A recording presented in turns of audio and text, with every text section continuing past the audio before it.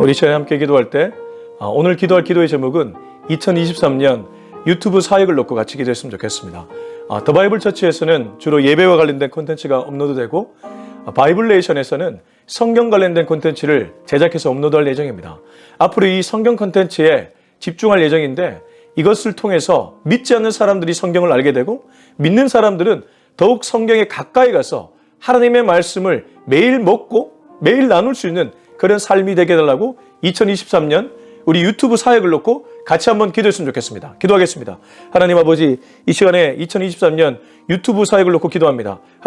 하나님께서 온라인이라는 유튜브라는 아주 중요한 툴을 이 시대에 허락해 주셨습니다. 이것을 잘 활용해야 되는 것이 앞으로 교회의 사명인 줄로 믿습니다. 이 하나님이 주신 도구를 잘 활용해서 믿지 않는 사람들에게 선한 영향력을 줄 수 있기를 원합니다. 우리는 2023년에 바이블레이션에 성경 관련 콘텐츠를 제작해서 업로드할 예정입니다. 이 콘텐츠가 믿는 사람에게는 성경을 더욱 가까이 할 수 있고 성경을 매일 먹는 그러한 시간들이 되게 하시고 믿지 않는 사람들에게는 어려운 성경이 쉽게 이해가 될 뿐만 아니라 그로 인해 믿음이 생길 수 있는 그러한 역사가 일어나게 하여 주시옵소서. 하나님은 지금도 한 영혼을 찾고 계시고 주의 말씀을 들려줘서 그들이 믿음으로 돌아올 수 있기를 원하는 줄로 믿습니다. 이 일에 쓰임받을 수 있는 2023년 유튜브 바이블레이션 더 바이블 처치의 콘텐츠가 되게 하여 주시옵소서. 주의 기름 부으심이 있기를 원하고 주의 도우심이 있기를 원하고 주의 인도하심이 있기를 원합니다. 주님, 우리가 아무리 제작하더라도 주님이 도와주시지 않고 주님이 인도하시지 않고 주님이 기름 부어주지 않으면 불가능한 줄로 믿사오니 주여, 가능케 하시는 하나님, 기적을 일으키시는 하나님, 회복을 일으키시는 하나님을 만날 수 있는 우리 콘텐츠 사역 되게 하여 주시옵소서. 하나님 아버지, 하나님은 이미 우리가 기도하기 전에 우리의 마음의 소원을 다 알고 계십니다. 그러나 여전히 우리의 입술을 통해서 고백받기를 원하시는 분인 줄로 믿습니다. 이 시간 우리가 2023년 유튜브 콘텐츠 사역을 위해 기도했습니다. 이 모든 일들이 인간에게 영광 돌리는 일이 아니라 하나님의 말씀을 가까이 하는 백성들을 위해 귀하게 쓰임받는 통로 되게 하여 주옵소서. 예수님의 이름으로 기도합니다. 아멘. 네, 오늘은 전도서 3장 16절에서 22절까지의 말씀입니다. 전도서 3장 16절에서 22절을 같이 읽겠습니다. 시작. 또 내가 해 아래에서 보건대 재판하는 곳 거기에도 악이 있고 정의를 행하는 곳 거기에도 악이 있도다. 내가 내 마음속으로 이르기를 의인과 악인을 하나님이 심판하시리니 이는 모든 소망하는 일과 모든 행사에 때가 있음이라 했으며 내가 내 마음속으로 이르기를 인생들의 일에 대하여 하나님이 그들을 심판하시리니 그들이 자기가 짐승과 다름이 없는 줄을 깨닫게 하려 하심이라 하였노라. 인생이 당하는 일을 짐승도 당하나니 그들이 당하는 일이 일반이라. 다 동일한 호흡이 있어서 짐승이 죽음같이 사람도 죽으니 사람이 짐승보다 뛰어남이 없으면 모든 것이 헛되미로다. 다 흙으로 말미암았으므로 다 흙으로 돌아가나니 다 한 것으로 가거니와 인생들의 혼은 위로 올라가고 짐승의 혼은 아래고 땅으로 내려가는 줄을 누가 알랴. 그러므로 나는 사람이 자기 일에 즐거워하는 것보다 더 나은 것이 없음을 보았나니 이는 그것이 그의 몫이기 때문이라. 그에 대해 일어날 일이 무엇인지를 보게 하려고 그를 도로 데리고 올 자가 누구이랴. 아멘. 우리는 계속해서 전도서 말씀을 보고 있습니다. 전도서의 주제는 헛됨, 이른바 헤벨이라고 볼 수 있습니다. 근데 이 헛됨이라는 것이 마지막에 가면 하나님께로 시선이 옮겨집니다. 다르게 표현하면 인간에게는 절망이지만 하나님께는 소망을 두는 성경이 전도서라는 것이죠. 가만히 생각해 보면 전도서만의 주제가 아닙니다. 성경 전체의 주제가 이것과 직결되어 있습니다. 세상에서는 어떻습니까? 인간의 가능성을 아주 무한하게 열어놓습니다. 너의 생각대로 해봐라. 너의 가능성을 탐구해봐라. 그래서 네가 가진 재주를 마음껏 펼쳐봐라. 이렇게 얘기합니다. 물론 성경 안에서도 달란트에 대한 얘기를 합니다. 예수님도 5달란트, 2달란트, 1달란트 비유를 드시면서 그 달란트를 적극적으로 개발하라고 말씀하셨습니다. 그러나 기본적으로 흐르는 주제는 무엇입니까? 인간이 스스로 구원할 수 없다는 것 아닙니까? 인간은 스스로 구원할 수 없을 뿐만 아니라 인간이 무언가를 할 때에 100점짜리는 없습니다. 세상은 100점짜리가 가능하다고 말하지만 성경은 100점짜리가 불가능하다고 얘기합니다. 오히려 하나님이 그 인간을 통해서 일할 때에 100점, 아니 그 이상의 점수를 발휘할 수 있다고 얘기하는 것이죠. 오늘 16절, 17절도 그 얘기를 하고 있습니다. 16, 17절입니다. 또 내가 해 아래에서 보건대 재판하는 곳 거기에도 악이 있고 정의를 행하는 곳 거기에도 악이 있도다. 내가 내 마음속으로 이르기를 의인과 악인을 하나님이 심판하시리니 이는 모든 소망하는 일과 모든 행사에 때가 있음이라 하였으며. 여러분 이 16, 17절을 읽으면서 어떤 생각이 드십니까? 재판하는 곳과 정의를 행하는 곳이 인간이 보기에는 가장 탁월한 윤리를 보여주는 곳입니다. 다시 한번요.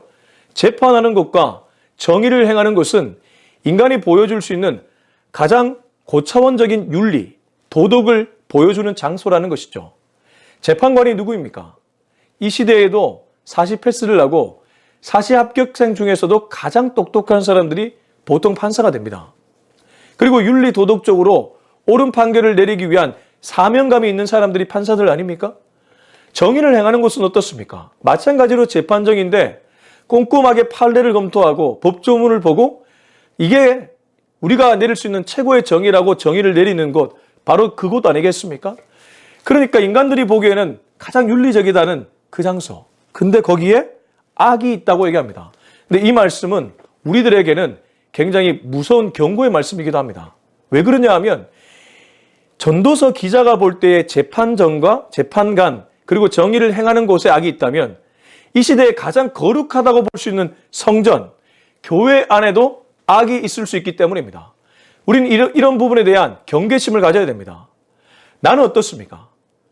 다른 사람에게는 내가 쟤는 왜 저럴까? 쟤는 왜 저럴까? 이런 말을 쉽게 내뱉을 수 있을지 모르겠지만 나 역시 그 자리에 있다는 것입니다. 그래서 오늘 전도서 기자는 인간에게는 절망을 얘기해주고 있습니다. 인간이 하는 모든 일이 100점짜리가 없다는 것을 한 번 더 우리들에게 얘기해주고 있다는 것이죠. 정말 그러합니다.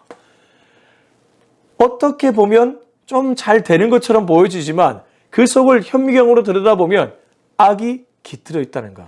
참 안타까운 일 아닙니까? 17절 내가 내 마음속에 이르기를 의인과 악인을 하나님이 심판하시리니 이는 모든 소망하는 일과 모든 행사에 때가 있음이라 했으며 결국 의인과 악인도 다 하나님의 심판대 앞에서 자유로울 수 없다고 얘기합니다. 오죽하면 사도 바울은 로마서에서 의인은 없나니 하나도 없다고 얘기했습니다. 그렇지 않습니까? 주변에 아무리 선하게 살아도 그 마음속에 악이 깃들어 있다는 것이 성경의 가르침입니다. 18, 19절 읽어보겠습니다. 내가 내 마음속으로 이르기를 인생들의 일에 대하여 하나님이 그들을 시험하시리니 그들이 자기가 짐승과 다름이 없는 줄을 깨닫게 하려 하심이라 하였노라. 인생이 당하는 일을 짐승도 당하느니 그들이 당하는 일이 일반이라. 다 동일한 호흡이 있어서 짐승이 죽은 같이 사람도 죽으니 사람이 짐승보다 뛰어남이 없음은 모든 것이 헛됨이로다. 이제 전도서 기자 코엘렛은 인간이 가장 윤리 있다, 도덕적이라고 말하는 윤리적이고 도덕적이라고 말하는 곳에 악이 있음을 선포한 후에 인간의 가장 중요한 사람됨에 대한 얘기를 하고 있습니다. 이게 무슨 말이냐 하면 점점 그 범위가 넓어져서 사람 자체에 대한 고민을 하기 시작했다는 것이죠. 내가 내 마음속으로 이르기를 인생들의 일에 대하여 사람 자체에 대한 일에 대하여 하나님이 그들을 시험하리니 그들이 자기가 짐승과 다름이 없는 줄을 깨닫게 하려 하심이라 하였노라. 무엇입니까? 짐승이나 사람이나 다름이 없다는 것입니다. 이런 얘기를 들으면 우리는 선뜻 동의가 되지 않습니다. 짐승은 생각이 없고 영혼이 없어 보이는데 어떻게 짐승과 인간을 같은 선상에 놓느냐. 뿐만 아니라 하나님이 인간을 창조할 때에 가장 창조의 하이라이트가 인간 창조였고 하나님의 호흡이 들어갔고 하나님의 형상과 모양을 닮은 인간이 어떻게 짐승과 같을 수 있을까? 이런 얘기를 하는데 그러나 전도서 기자의 그러한 관점이라고 해야 될까요? 그런 눈은 거기에 맞춰져 있지 않습니다. 이 마지막을 보면 알 수 있는데 19절 인생이 당하는 일을 짐승도 당하나니 그들이 당하는 일이 일반이라. 다 동일한 호흡이 있어서 짐승이 죽은 같이 사람도 죽으니 사람이 짐승보다 뛰어남이 없으면 모든 것이 헛됨이로다. 마지막에 가면 죽음 앞에서 인간이나 짐승이나 자유로울 수 없다는 것. 바로 그것이 전도서 기자가 코엘렛이 보았던 관점이라는 것이죠. 그렇기 때문에 짐승이나 인간이나 똑같다는 것입니다.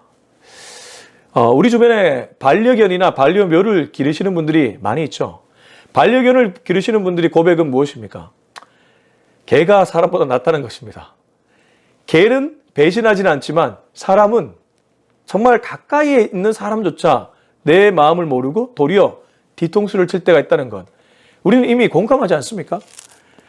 코엘렛 기자 전도서 이 솔로몬 왕이라고 왜 달랐겠습니까? 그래도 이러한 경험치가 많았을 것입니다. 그러니까 이런 고백을 하고 있는 것이죠. 20절, 21절 다 흙으로 말미암았으므로 다 흙으로 돌아가리니 다 한 곳으로 가거니와 인생들의 혼은 위로 올라가고 짐승의 혼은 아래 곧 땅으로 내려가는 줄을 누가 알랴. 이 말씀은 이 말씀조차 우리들에게는 경고의 말씀으로 들립니다. 왜냐하면 흙으로 말미암았으므로 흙으로 돌아간다. 앞에 죽음이 짐승이나 인간이나 똑같다는 그 말씀으로 받을 수 있지만 21절에 보면 사람의 혼은 위로 올라가고 짐승의 혼은 아래 곧 땅으로 내려가는 줄을 누가 알랴. 다르게 표현하면 사람만이 구원받는다고 누가 말할 수 있겠느냐. 짐승이 구원받는다 이 뜻이 아니라 사람도 예수를 모르고 하나님을 모르고 그냥 죽음을 맞이하면 모두 다 지옥행으로 가는 것을 누가 알랴. 이 얘기를 나누고 있는 것입니다. 그러므로 우리는 우리 주변에 한 영혼을 건지기 위해 몸부림쳐야 됩니다. 제가 오늘 말씀을 전하기 전에 왜 유튜브 바이블레이션 성경 콘텐츠 제작을 놓고 같이 기도해달라고 부탁드렸겠습니까? 이 성경 콘텐츠를 통해서 한 영혼이라도 건지기 위해서입니다. 제가 유튜브 바이블레이션을 운영하면서 간혹 메일을 받을 때가 있습니다. 가난한 성도였는데 이 온라인 유튜브를 보다가 다시 교회를 나가기로 결단했다. 이러한 메일을 받을 때 제가 얼마나 보람된지 모릅니다. 한 영혼을 건지는 일이 오늘도 우리 주님이 우리에게 맡겨주신 사명 아니겠습니까? 우리 모두에게 맡겨주신 사명 아니겠습니까? 여러분 꼭 나가서 복음을 전하는 일만이 아니라 사람을 살리기 위해 내가 그 일을 하고 있다면 나는 사명을 감당하고 있는 사람인 것이죠. 사람이나 짐승이나 당하는 일이 같고 정의를 행하는 곳이나 재판을 내리는 곳에도 악이 깃들어 있다면 결국 우리가 할 수 있는 일은 하나님께 소망을 두고 하나님께 사람을 데려가기 위해 애를 쓰는 일, 그 일이 우리가 해야 될 일 아니겠습니까? 그래서 22절 이렇게 얘기합니다. 그러므로 나는 사람이 자기 일에 즐거워하는 것보다 더 나은 것이 없음을 보았나니 이는 그것이 그의 몫이기 때문이라. 그의 뒤에 일어날 일이 무엇인지를 보게 하려고 그를 도로 데리고 올 자가 누구 일이야. 22절은 앞에 보면 마치 까르페 디엠, 그냥 현재를 즐겨라 이 정도로만 보여지지만 가만히 보니까 그의 뒤에 일어날 일이 무엇인지를 보게 하려고 그를 도로 데리고 올 자가 누구 일이야. 이 얘기는 약간의 경고를 주고 있는 것이죠. 그의 뒤에 일어날 일이 무엇인지를 보게 하려고 그를 도로 데리고 올 자가 누구 일이야. 그러니까 나중 일을 생각하면서 영혼의 눈을 뜨고 영혼의 관점을 가지고 이 땅을 살아가라고 지금 전도서 기자는 얘기하고 있습니다. 그래서 마지막 12장에 가서 하나님께 그의 시선을 옮기는 것이죠. 말씀을 마무리 지으면서 여러분과 이 찬양을 좀 나누고 싶습니다. 제가 청년 시절 아버지와 함께 교회를 갈 때 우리 아버지께서 주로 차에서 틀어주셨던 찬양인데요. 다윗과 요나단이라는 그 찬양 그 단이 있지 않습니까? 그분들이 부르신 오늘 이하루도라는 찬양입니다. 제가 한번 불러보겠습니다. 내게 주어진 하루를 감사합니다. 내게 또 하루를 허락하심을 이 하루도 헛되이 보내지 않으며 살기 원합니다. 이런 은총 받을 만한 자격 없지만 주의 인자심이 미품으로 이 하루도 내게 주어졌음이나여 감사드립니다. 저는 이 찬양 부를 때마다 아버지가 떠오르고 이 찬양 가사가 오늘 전도서 기자가 주는 교훈과 똑같다고 생각합니다. 내게 주어진 하루를 감사합니다. 내게 또 하루를 허락하심을 이 하루도 헛되이 보내지 않으며 살기 원합니다. 이런 은총 받을 만한 자격 없지만 주의 인자하심 힘이 붐으로 이 하루도 내게 주어졌음 인하여 감사드립니다. 후렴은 이렇게 얘기합니다. 이 하루도 정직하게 하소서, 이 하루도 친절하게 하소서, 내가 만나는 모든 사람들에게 자비를 베풀게 하소서. 오늘 이 하루도라는 찬양을 함께 하나님께 올려드리며 이 가사처럼 오늘 전도서 기자가 3장 22절에서 얘기한 이 고백처럼 살아갈 수 있기를 예수님의 이름으로 축원합니다. 기도하겠습니다. 우리 시간에 함께 기도할 때에 우리 하나님께 이렇게 한번 기도했으면 좋겠습니다. 주님, 생각보다 나는 나에게 소망을 가지려고 할 때가 많이 있습니다. 세상은 인간에게 소망을 두라고 얘기하고 있기 때문에 나도 그 영향을 받아서 자꾸 이 땅에 또 사람에게 나에게 소망을 두려고 합니다. 주님, 그것이 아니라 나에게 절망하고 나를 부인하고 십자가를 지고 주님께 나아가는 인생 되게 하여 주시옵소서. 십자가의 도가 무엇인지를 분명하게 깨닫고 살아가는 우리 모두가 되게 하여 주시옵소서. 우리 이 기도 제목 걸고 주님 이름 한번 외치고 기도하겠습니다. 주여, 하나님 아버지 감사합니다. 오늘 이 메시지를 통해 주님을 찾을 수 있음에 감사합니다. 주님을 느낄 수 있음에 감사합니다. 주님, 음성 들려주셔서 감사합니다. 이 음성이 오늘 이 하루도 내게 주어진 하나님의 말씀이고 하나님의 음성인 줄로 믿사오니 주여, 나에게 절망하며 주님께 소망을 두고 오늘 하루도 살아낼 수 있기를 원합니다. 주님, 인간들은 자꾸만 사람에게 소망을 두라고, 나에게 소망을 두라고 얘기합니다. 환경에 소망을 두라고 얘기합니다. 그것이 아니라 우리 하나님께 소망을 두고 오늘도 주님께서 내게 무엇을 원하시는지를 귀를 기울이며 살아갈 수 있기를 원하오니 주님 말씀하여 주시옵소서. 주님, 오늘도 내게 맡겨진 하루의 최선을 다하며 주변 사람들을 살려낼 수 있기를 원합니다. 십자가의 도가 무엇인지를 분명하게 깨닫고 살아갈 수 있기를 원하오니 주여, 날마다 나를 부인하고 날마다 나의 십자가를 지고 살아갈 수 있기를 원하오니 주여, 그 은혜를 허락하여 주시옵소서. 이제는 우리 주 예수 그리스도 내와 하나님의 다음없는 사랑과 성령의 기름 부으심이 오늘 이 메시지를 듣고 오늘도 내게 주어진 하루에 감사하며 나에게는 절망하지만 하나님께 평생 소망하며 살아가기로 다짐하는 우리 모두의 머리 위에 지금부터 영원토록 함께하기를 간절히 축원하옵나이다. 아멘.